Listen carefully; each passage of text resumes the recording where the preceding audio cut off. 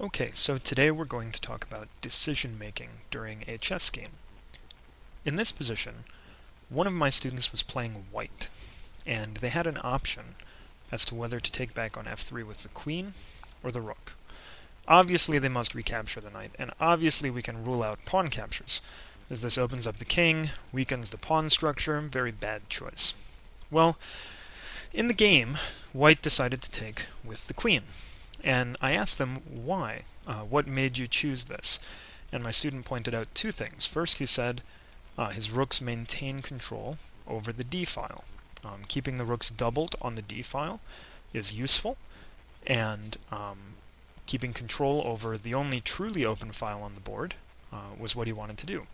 And he also pointed out, for example, if you save the pawn that was threatened, he may have some possibilities of bishop e4 now that the queen is out of the way, followed by queen f5 and going for checkmate. For example, in fact, in this position, queen f5 is a serious threat. Like if black moves a pawn, queen f5, you can't even play g6 to block it, or the bishop is captured.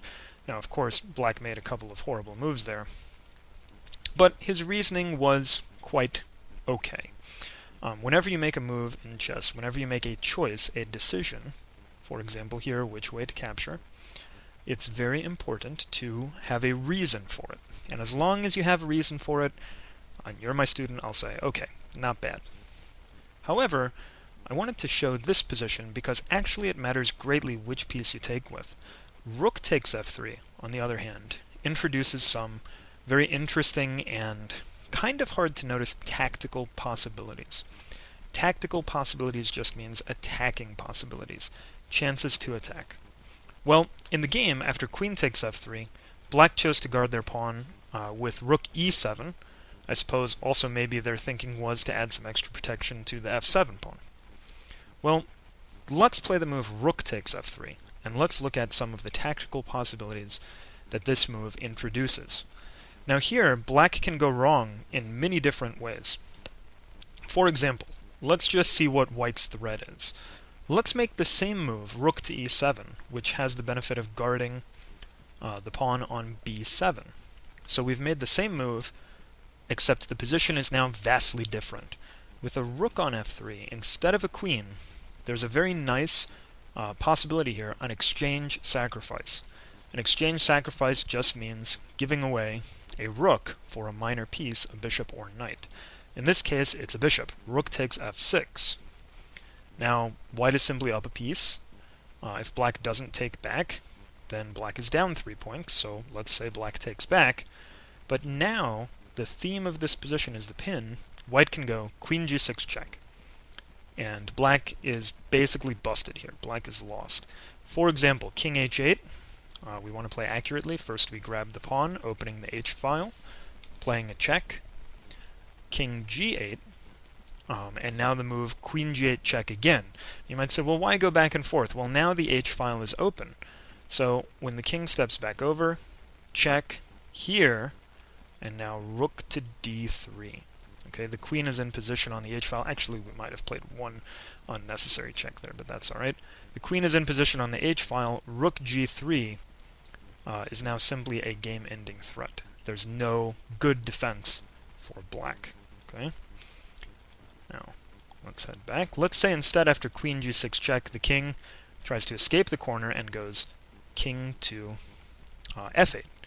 Well, queen takes h6 check again. If king steps back over, we have the same rook d3 theme. Okay. And if the king goes to e8, there's actually a very fancy finish to this position. I'll give you an opportunity to spot it. Can you see it? It's really nice. So we have to notice the rook is controlling the d file still through the bishop, and if we were to play queen h8, the king's only moves would be to d7 and d8. Well, white can cover those squares with the gain of time by going bishop c6 check.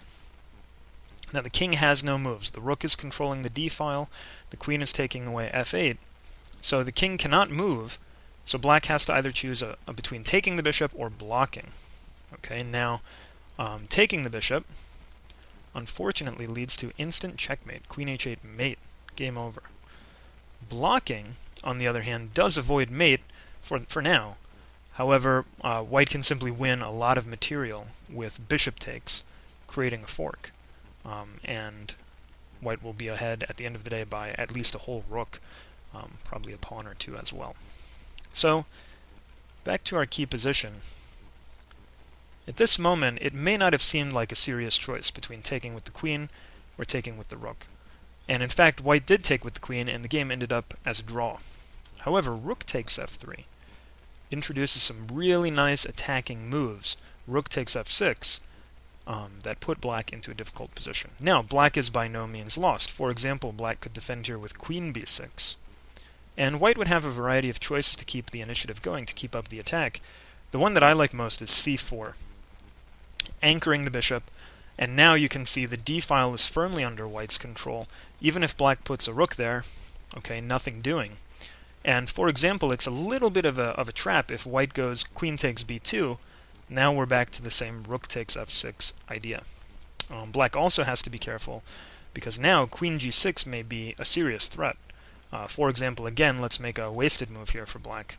Something like rook e7, even rook b8 to guard this pawn, and now queen g6 may be back on the menu, threatening both taking f7, as well as, well, actually it doesn't quite work here. We have a queen defending. But the queen is in a nice attacking position there. So black did not have to allow the rook takes f6 tactic, but this exchange sacrifice is good to see. It's a good pattern to know. When the black defenders are far away from the king side, rook takes f6, smashing through with some fireworks to finish the game. Alright, I hope you guys enjoyed the video. Please remember to rate it, leave a comment if you wish, and subscribe.